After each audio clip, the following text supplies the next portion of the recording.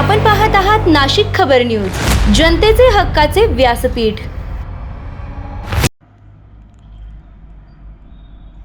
महिला शासकीय अधिकाऱ्यांच्या पहिल्या अखिल भारतीय मराठी साहित्य संमेलनात मुख्यमंत्री देवेंद्र फडणवीस यांनी मराठी भाषेच्या वैभवाचा गौरव केला।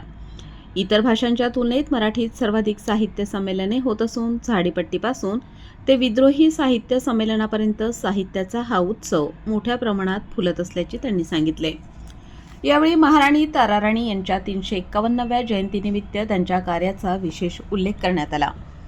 छत्रपती संभाजी महाराज यांच्या बलिदानानंतर तब्बल 64 वर्ष ताराराणींनी स्वराज्याचे रक्षण करत मुघलांना सळो की पळो करून सोडले।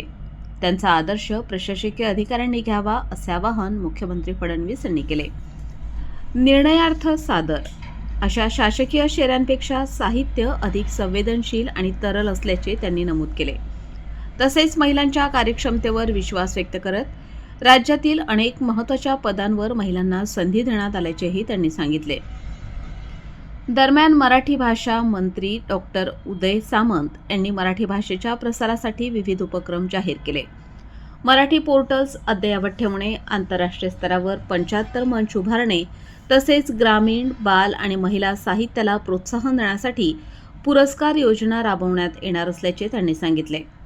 वारकरी संमेलनाचे आयोजनही करण्यात येणार आहे। संमेलनाध्यक्ष लीना मेहेंदळे यांनी महाराष्ट्राच्या या उपक्रमाचे कौतुक करत देशातील इतर राज्यांनीही अशा उपक्रमांचा अवलंब करावा असे मत व्यक्त केले। तसेच संगणकावर मराठीत लेखन अधिक सुलभ व्हावे आणि इंटरनेट सुविधा वाढवावी अशी अपेक्षा त्यांनी व्यक्त केली।